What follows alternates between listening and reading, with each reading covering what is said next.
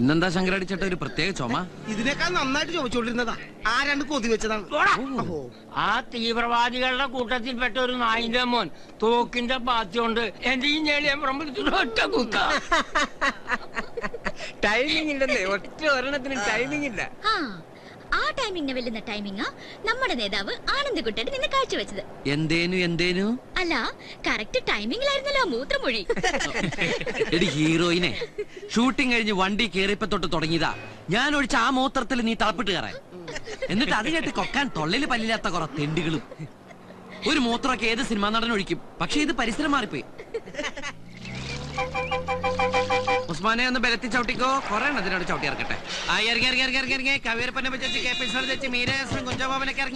അങ്ങനെ ഒന്നും കളിയാക്കണ്ട കുട്ടാ, ഞങ്ങൾക്കും വരും ഒരു കാലം. ആ വന്ന കാല ഗോപാല ഇത്, പക്ഷെ കഷ്ടകാലായി പോയിന്ന് മാത്രം. നായകന്മാർക്ക് വെടിവെച്ച് നിറങ്ങാനായിട്ട് ഔട്ട് ഓഫ് ഫോക്കസിലെ കുറച്ച് ജീവിതങ്ങൾ എന്നിട്ട് 125 ഉണ്ട്. നീ പോയി കോട്ടടിച്ചോ. ആരാണത് ഈ വണ്ടിയിലുണ്ടായിരുന്ന? എന്റെ പേര് ഓ ഉർവശി ശാരദ. ഞാൻ നോക്കിയപ്പോഴാ കണ്ടേ. എടാ കുട്ട, ഇന്നെങ്കിലും 150 തയ്ച്ചതാടാ. ഓ, ഒന്നുമില്ലേലും ഞങ്ങൾ ഇന്ന് കരഞ്ഞത് ഹിന്ദിയിലൊക്കെ അല്ലേടാ.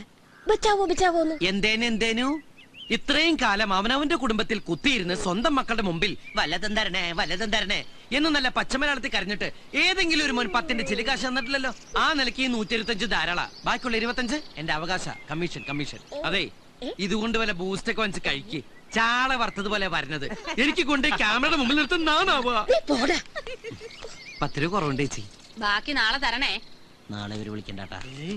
അപ്പൊ ബാക്കിയുള്ളവർക്ക് 125 വെച്ച് നീ അങ്ങോട്ട് കൊടുത്താൽ മതി. ഇനി ഞാനിവിടെ നിന്ന് ഡയലോഗ് പറഞ്ഞ കരഞ്ഞു പോകും. ഉസ്മാനെ രക്ഷപ്പെട്ടോ. ദിവ്യ മോള് പിടി. മോക്കുള്ളത് സുന്ദരൻ.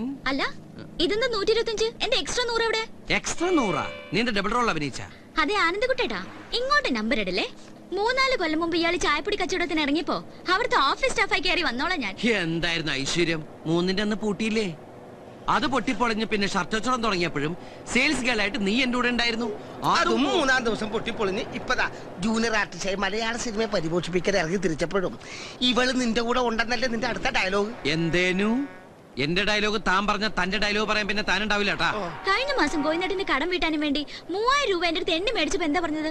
വർക്കുള്ള സമയത്ത് ഡെയിലി 100 വെച്ച് തിരിച്ചു പിടിച്ചോളാനല്ലേ? അത് ഞാൻ കടം വാങ്ങി തന്ന കാശാ. അങ്ങനെ ഒരു കാശോ? എനിക്കൊന്നും ഓർമ്മ വരുന്നില്ല ഈശ്വര.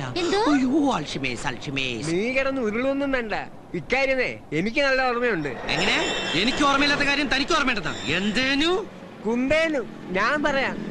ആ ഉറങ്ങാത്ത സംവിധാനന്റെ സിനിമയിലെ പള്ളിപ്പെരുന്നാൾ അഭിനയിച്ചേച്ച് പോരുമ്പോഴാ നീ ഇവളോട് പണം വാങ്ങിയതും ഈ ഇടപാട് പറഞ്ഞതും. അത്രയ്ക്ക് ഓർമ്മയുണ്ടെങ്കിൽ താൻ കൊടുക്കണ കാശ് വെറുതെ ആ പാവത്തിന്റെ മെക്കിട്ട് കയറാതെ എന്റെ കാശും എടുക്ക്. ഇന്നലത്തെ 100ഉം ഇന്നത്തെ 100ഉം. എനിക്ക് നാളെ രാജിക്ക് ഫീസ് കൊടുക്കാനുള്ളതാ. അയ്യോടി, ഈ കാര്യം നീ നേരത്തെ പറയണ്ടേ? അവൾ എന്റെ കൂടി അനിയത്തിയിലടി. ആ ഫീസ് ഞാൻ കൊടുക്കും. കിട്ടുമ്പോ അടുത്ത മാസം ഒരുമിച്ച് വണ്ടി വിടാം. നീ എന്തിനോട് ഒറ്റയ്ക്ക് ഇങ്ങനെ കുടുംബഭാരം ചുമക്കണത്? ഞാനും ഇല്ല നിന്റെ കൂടെ. അതൊക്കെ പോട്ടെ. എന്തായാലും ഇന്ന് നീ ആ പറതേക്കിട്ട് ഹിന്ദി ഡയലോഗും പറഞ്ഞ് കരഞ്ഞോടി വരണ കണ്ടപ്പോ ബോംബെ സിനിമയിലെ മനീഷ കൊയ്രാളെ എനിക്ക് ഓർമ്മ വന്നത്. ശരിക്കും ഹീറോയിന്റെ സ്റ്റോപ്പ് എത്തി. അയ്യോ, എന്നെ ചിട്ടിക്കാശ്. കൊല്ലം കുറെ ആയാലും നമ്മൾ തമ്മിൽ കാണാൻ തുടങ്ങിയിട്ട് ഈ കാശ് പോക്കറ്റ് അടിച്ചു പോയി കരുതിയാ മതി. എന്റെ മോൻ പോയി കിടന്നുറങ്ങ്. എത്ര കിലോമീറ്റർ ഞാൻ പിടിച്ചെന്നതാ. ആ റൊമാൻറ്റിക് ആയതാ കുഴപ്പമായത്. മലയാള സിനിമ നീനാൾ വഴറ്റി. AMMA, MACTA, chamber, film producers association, distributors association, പല പല ഫാൻസ് അസോസിയേഷൻ, ഇങ്ങനെ മലയാള സിനിമയെ പരിപോഷിപ്പിക്കുന്ന എല്ലാ സംഘടനകൾക്കും ആയുരാരോഗ്യ സൗഖ്യം നേരുന്നു. ചന്ദ്ര, ഇവനിതെവിടെ പോയി? ഇവിടെ ഇരിപ്പുണ്ടായിരുന്ന ചന്ദ്രൻ കാരോത്തുപടി ചെറ്റേ. ഒരു നല്ല കാര്യം നടക്കുന്ന ഈ ശുഭമുഹൂർത്തത്തിലെങ്കിലും നിനക്ക് സഭ്യതയോട് സംസാരിച്ചൂടെ കുട്ടാ? ഓടെ തിണ്ടി. നീ സഭ്യതയുടെ അതിർവരമ്പുകൾ വീണ്ടും ലംഘിക്കുന്നു കുട്ടാ. ഈ നഗരത്തിന്റെ പെരുമാറിൽ നക്ഷത്രങ്ങളെ സാക്ഷി നിർത്തി ഞാൻ മലയാള സിനിമയ്ക്ക് വേണ്ടി പ്രാർത്ഥിച്ച് ഈ കുരുതിജലം പാനം ചെയ്യുകയായിരുന്നു. അറിയോ നിനക്ക്? മലയാള സിനിമയ്ക്ക് കൂട്ടക്കരച്ചിൽ നടത്താൻ വേണ്ടി രാവിലെ നിന്നെ വിളിച്ചപ്പോ ഇതൊന്നായിരുന്നില്ല നിന്റെ ഭാഷ. അപ്പൊ ഞാൻ ഇംഗ്ലീഷ് ഭാഷയിലേക്ക് സംസാരിച്ചത്. രാവിലെ ഇംഗ്ലീഷ്, ഉച്ചക്ക് ഹിന്ദി, വൈകിട്ട് ബ്ലഡി മലയാളം. അതാണ് എന്റെ ശീലം. എന്റെ ശീലം നിനക്കറിയാലോ. എവിടെ നിന്ന് കിട്ടിയടാ നിനക്ക് ഡ്രൈ ചിക്കനും ബ്രാൻഡിയും? ഈശ്വര, കാലത്ത് ഞാൻ പോകുമ്പോ ജോസഫേട്ടിന് കൊടുക്കാനുള്ള ഡെയിലി അടപ്പ് 300 രൂപ മുറിയിൽ അൽമാരിൽ വെച്ചിട്ടാ പോയത്. നീ ഇത് അടിച്ചു മാറ്റോടാ. കൂടെയുള്ള ജൂനിയർ ആർട്ടിസ്റ്റുകളുടെ 25-50 കൊങ്ങ കുടിച്ചുണ്ടാക്കുന്ന നിന്റെ തൂറ്റ സമ്പാദം അടിച്ച് മാറ്റിയിട്ട് വേണ്ട ചന്ദ്രക്കാരോത്ത് മണിക്ക് ബ്രാൻഡി അടിക്കാൻ പട്ടി തണ്ടി നാറി ചെറ്റെ. നല്ല സഭ്യമായ ഭാഷയിലൊക്കെ സംസാരിച്ചൂടെ നിനക്ക്? ഞാൻ അല്പം മോശം ഭാഷ സംസാരിക്കുന്ന നിനക്ക് കേൾക്കാൻ സൗകര്യമില്ല എന്നാ കേട്ടോ.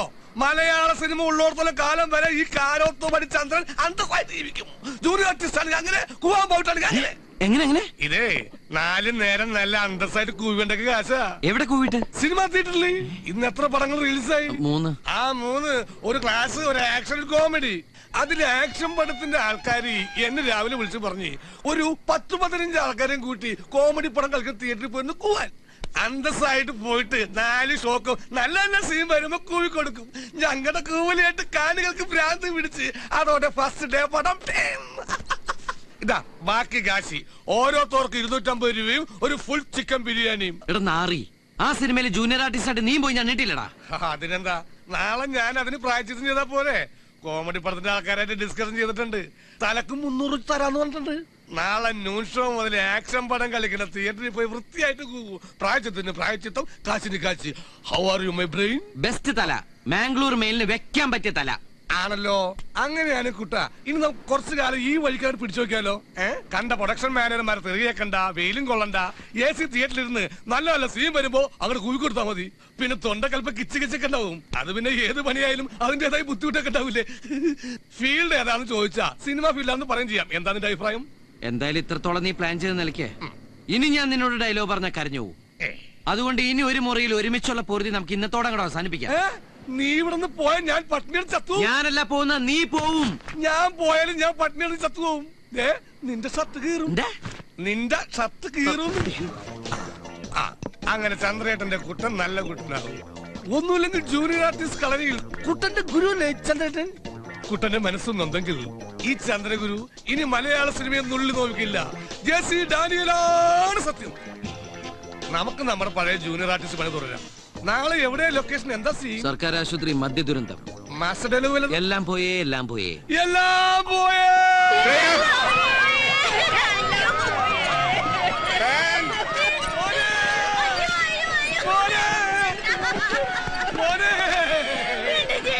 ഡാഡിയുടെ പൊന്നു മോനെ, നിന്റെ കോളേജിൽ പറഞ്ഞത് മദ്യം മദ്യപിക്കാനായി. എന്താ കാണിക്കുന്നത്? ഒന്ന് പറഞ്ഞു. ശരി സാർ. എടോ ശവമേ, ഈ ശവല്ല തന്റെ മോൻ, ആ ശവമാണ് തന്റെ മോൻ. അച്ഛന്റെ പ്രായമുള്ള ഈ ശവത്തെ കയറണോ താൻ മോനെന്ന് വിളിച്ച് കയറുന്നത്? ഉള്ളതിലും നല്ല ശവത്തിനൊക്കെ സെലക്ട് ചെയ്തെടുത്താ. സെലക്ട് ചെയ്ത് നീ ആരടാ? അവര് പറഞ്ഞോട് കേട്ടപ്പോരെ. സാറേ, ഇവന് ഉച്ചക്കുള്ള ചോറ് കൊടുക്കണ്ട. സിനിമന്റെ ചോറ ആദ്യം താൻ കിടക്കണോ? താൻ വെള്ളടിച്ച് തട്ടിപ്പോയ ശവാണ്. ലോ ഷാജി, അയാളുടെ വായിലോർച്ച് കൂടുതൽ പതച്ചു കൊടുത്തേ. എന്താടോ പദദുരന്തോ? പഴയ പൊസിഷൻ, പഴയ പൊസിഷൻ, പഴയ പൊസിഷൻ.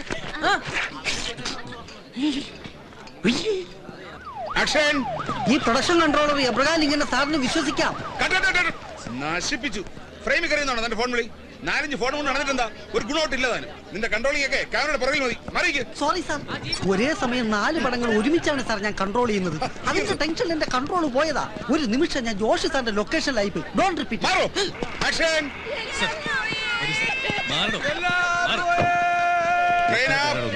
വരൂ. ലീഡർ മാറി വേറെ പാർട്ടി ഉണ്ടാക്കാൻ പോയ മോന്റെ ഫോൺ ബെല്ലടിക്കണ്ടല്ലാടാ മോനെ. ഹലോ, അതെ ആനന്ദക്കുട്ടനാ. നാളെ സെക്രട്ടറിന്റെ പഠിക്കല് 50 പേര് നിരാഹാരം കിടക്കാൻ വേണമെന്നോ? അതെ സാറേ, ഞാനിപ്പോ മരിച്ചു കിടക്കാം. ഞെട്ടല്ലേ ഷോട്ടില്ല. ഞാൻ ഈ മരണത്തിൽ നിന്ന് ജനിച്ചതിന് ശേഷം വിളിക്കാം. ആരാ വിളിച്ചത്? രാജകുന്നുങ്ങളും. അപ്പൊ തല്ലിപ്പൊളി ഫുഡായിരിക്കോ?